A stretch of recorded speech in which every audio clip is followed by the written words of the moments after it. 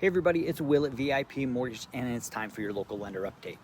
Rates have stalled, and we are staying in the better range that we got into a couple of weeks ago, but we're drifting ever so slightly back toward the average range we've been in for most of the year. And part of the reason that's happening, as I suggested a couple of weeks ago, is the market's trying to figure out if the move in the positive direction was too optimistic or if it is sustainable based on the data.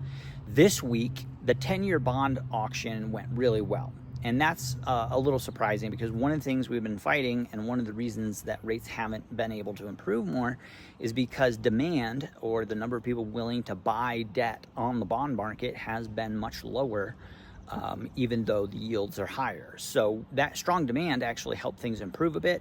And then today there was a higher than expected inflation report in France, which normally doesn't move our market. So it's a little bizarre that people are being negative about that.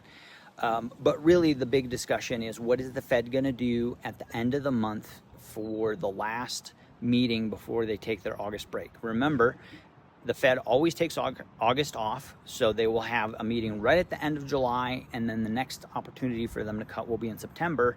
And there's a bunch of debate about whether they should or will cut in July, or if they're going to hold off to September. I've been saying for quite some time that I think they're going to wait until the fall. They're definitely in wait and see mode. They're definitely trying to be conservative, but we've heard more and more voting members come out and say that they've already waited too long. So it's possible that they cut sooner.